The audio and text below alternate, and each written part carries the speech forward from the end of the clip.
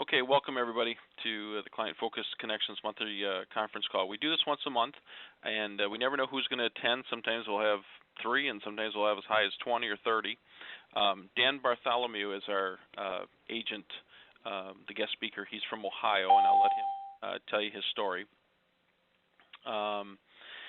He's a fairly new agent, but just give you a little rundown on Client Focus. We've been doing this for 15 years.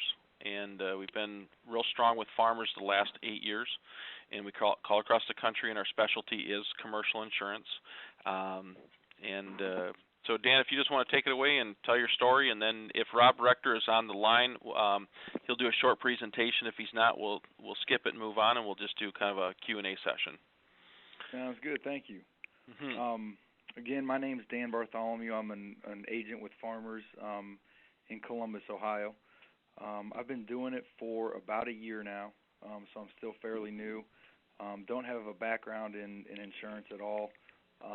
Before I was doing this, I was coaching football at the college that I played at, and then I got into a family business down in Florida. Got married and had a daughter while we were down there. So both my wife and I are from Ohio. Wanted to get back to the area. Had some friends who had been working with farmers, so that was my in, and so I took that opportunity, and so far I'm loving the decision. There's some hard days, but I love the opportunity that's there. I've been with Client Focus. I guess I did my introductory offer in February of 2012, and was amazed by the results that I got. So I took that, and as most new agents do, didn't have a whole lot of money to go and do some new stuff, but luckily that commission that was generated from the first trial was allowed me to keep doing the Client Focus monthly calls, and it's been a godsend for me, just as far as commission that it's brought into the agency, and the activity that it's brought in also. So, Dan, let's just stop there for a second. Can you share with them what piece of business did you write off that intro offer, and maybe what your commissions were? Do you mind sharing that? Yeah. On the introductory offer, I wrote 3 hotels and a restaurant, and the commission for that was about $7,000. The hotels, it was one owner who Client Focus, and I can't remember who was making the calls at the time. They said, my policy is going to expire in 3 weeks. Can you have somebody call me this afternoon? So she immediately called me, and I was able to get in touch with the guy. He had not only that hotel, but 2 others that I was able to write also. So at that point, I was pretty much sold on how this works. And I know that that might not be the That's norm. not the norm. That's not the norm. But no. But it kept me interested, and as soon as I was able to sign up on a full-time basis, I did that.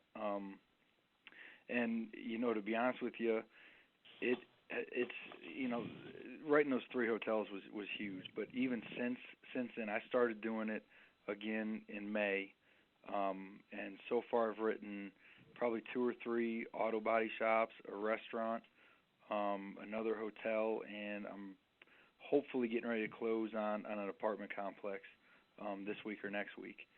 And aside from that, I have 27 appointments already set from now until May of 2013 for people that ask for callbacks, because that's when their policy renews and stuff like that.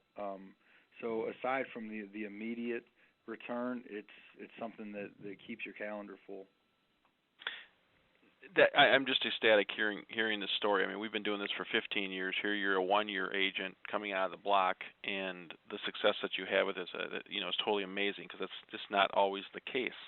Mm-hmm. And, what we try to encourage agents to do is just keep being at the well, keep pumping, keep doing what you need to do, and you know, you've had immediate success, which is awesome. And can I ask a question? Sure. Yeah. Can I ask a quick question? This is Greg Davis. Dan, you said all these appointments between now and May, are they actually appointments or just callbacks? Can you explain that a little more? I guess you classify them as callbacks because they're not they're not sit down appointments with the business owner. But it's more of a callback. I'll be interested. I'll be looking at this time. So we can try to get together then. And to be honest with you, that's a couple of these that I've sold since the initial trial have been appointments that were set during that initial trial that were call me back in 3 months. I'll be interested then, maybe something like that. So I guess you classify them as X dates or callbacks. Okay, that helps. Were there some of the appointments, were they set for you? Typically no. Typically they're I spoke with Bob yesterday. He'd like a call back on Friday to try to set something up. And I guess I found that it's easier that way, just because I can, I have my calendar in front of me at that time also, and it's a little easier to get something that works for both parties. Okay, tell us some more. Tell us. One thing that I have found is, just like any business owner. These guys are sometimes will get busy, and they ask for a phone call at 1 o'clock on Thursday, and they can't take the call at 1 o'clock on Thursday, or nobody answers. And so I continue to call until I get a hold of them, or it hasn't happened yet. But in the case somebody says, "Quit calling, we're not interested," then obviously I would stop. But there's several times I've had to make more than one. Or 2 or 3 phone calls in order to get a hold of them, even though there was a soft appointment set for a time and date.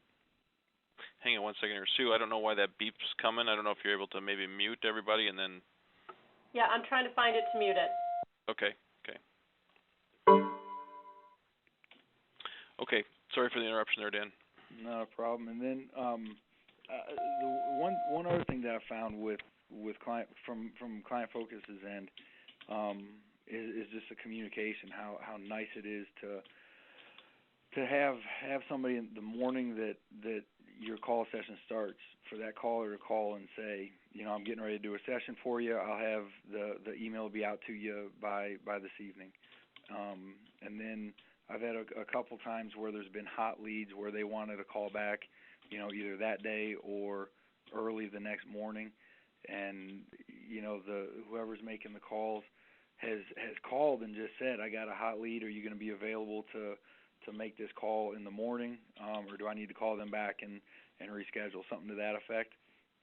And it's the communication aspect of it has been great. It makes it so easy on my end, because I'm not, I guess, wondering if what's coming up and is there something that I need to be here for in the morning, or am I going to look at this email tomorrow morning and realize that I missed something?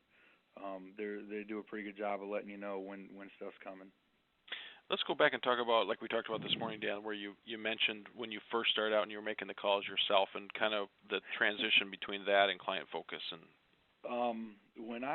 it took me a while to even wrap my head around doing commercial, just because I was intimidated by it. I thought, these business owners are going to know more about this stuff than I do, which I found out wasn't the case. But I was making, I'd take an hour and a half or so during the week, and maybe 2 or 3 times a week in the middle of the day, and just make calls to different businesses.